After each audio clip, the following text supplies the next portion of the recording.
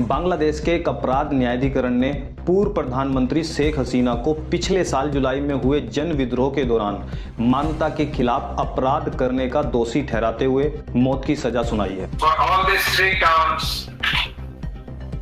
we have decided to inflict her with only one sentence, that is sentence of death.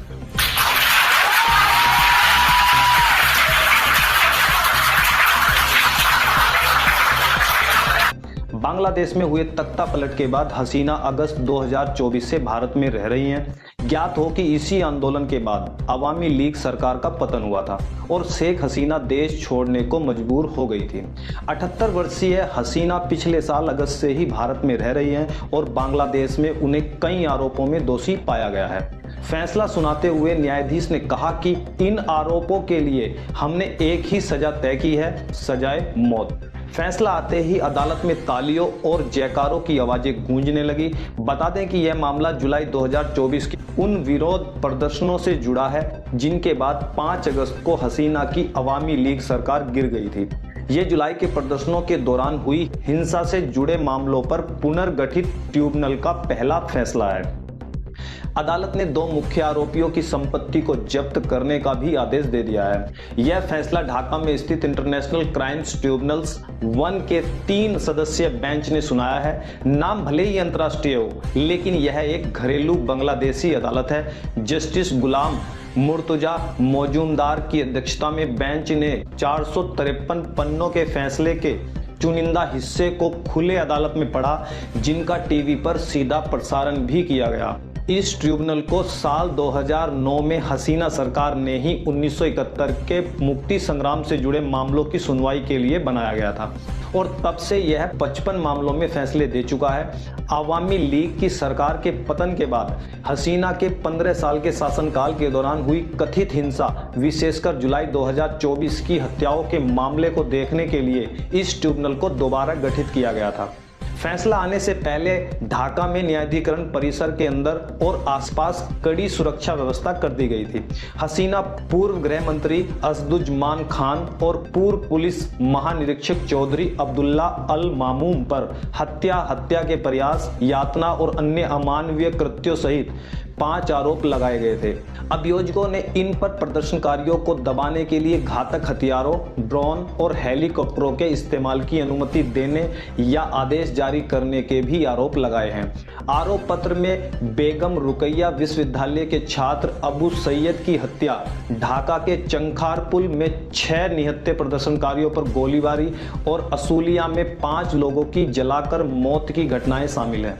अभियोजन पक्ष का कहना है कि कानून प्रवर्तन एजेंसियों और अवामी लीग समर्थित सशस्त्र समूहों ने देश के शीर्ष नेतृत्व के निर्देश पर कार्रवाई की थी। हसीना और असदुज्जमान भारत में रह रहे हैं और ट्रिब्यूनल के समन के बावजूद पेश नहीं हुए हैं।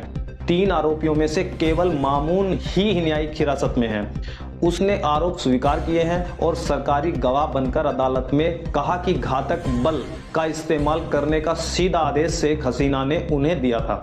जांचकर्ताओं के मुताबिक जुलाई अगस्त 2024 में कम से कम 1500 नागरिक और छात्र मारे गए और 30,000 से ज्यादा घायल हुए थे।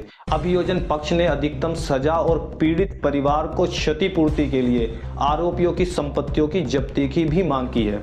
राज्य द्वारा नियुक्त बचाव पक्ष के वकीलों ने दलील दी है कि आरोप साबित नहीं हुए हैं और उन्होंने आरोपियों को बरी करने की भी मांग की है।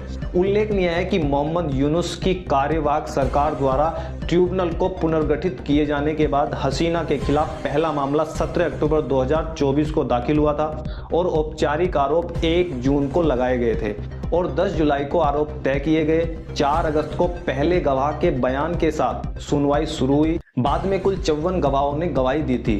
अंतिम बहस 23 अक्टूबर को पूरी हुई। उसके बाद निर्णय के लिए 17 नवंबर की तारीख तय की गई थी। बता दें कि ट्रिब्यूनल के कानून के अनुसार दोषी व्यक्ति को अपील दायर करने से पहले आत्मसमर्पण करना अनिवार्य है। अभियोजकों ने कहा कि फरार आरोपी अपील का लाभ तभी उठा सकते हैं जब वे स्वयं अदालत में उपस्थित हों या गिरफ्तार किए जाएं। बांग्लादेश पुलिस ने पहले इंटरपोल से हसीना के खिलाफ रेड नोटिस जारी करने का अनुरोध किया था। हालांकि जुलाई 2024 की कार्रवाई से जुड़े 28 लोगों लोगों के खिलाफ रेड नोटिस की मांग में से अब तक इंटरपोल ने केवल 4 जारी किए हैं। कई अनुरोध इंटरपोल की आंतरिक राजनीति मानवाधिकार समीक्षा में अटके बताए गए हैं। अभियोजकों ने कहा कि यदि हसीना दोषी ठहराई जाती हैं तब वे एक कन्विक्शन वारंट जारी कराने की मांग करेंगे ताकि रेड नोटिस की प्रक्रिया आगे बढ़ाई जा सके। हालांकि पहले भेजे गए रेड नोटिस के अनुरोधों पर कार्रवाई बहुत धीमी रही है। बांग्लादेशी अखबार द बिजनेस स्टैंडर्ड की रिपोर्ट के मुताबिक जुलाई 2024 की कार्रवाई से जुड़े 28 लोगों के खिलाफ पुलिस ने रेड नोटिस की मांग की थी, लेकिन इंटरपोल ने अब तक सिर्फ 4 नोटिस ही जारी किए हैं। बाकी अनुरोधों पर कोई कार्रवाई अभी तक नहीं हुई है। इस साल जुलाई में ट्रिब्यूनल ने न्यायालय की अवमानना मामले में हसीना को 6 महीने की कारावास की सजा भी सुनाई थी। यह कार्रवाई उस फोन बातचीत से जुड़ी हुई थी जिसमें अभियोजन पक्ष के अनुसार उन्होंने न्यायिक प्रक्रिया को प्रभावित करने की कोशिश की थी। अब देखना यह है कि क्या भारत शेख हसीना को बांग्लादेश को सौंप देगा। भारत को ये दुख जरूर रहेगा कि 1971 में जिस पाकिस्तान को तोड़कर बांग्लादेश को आज़ाद कराया था वो भाजपा सरकार में फिर से गुलाम हो गया है। क्या केंद्र की मोदी सरकार इस मामले में हस्तक्षेप करेगी और बांग्लादेश की आज़ादी सुनिश्चित करेगी या यह फिर से पूर्वी पाकिस्तान बन जाएगा। नमस्कार, मैं दीपक चौहान। जय हिंद, जय भारत।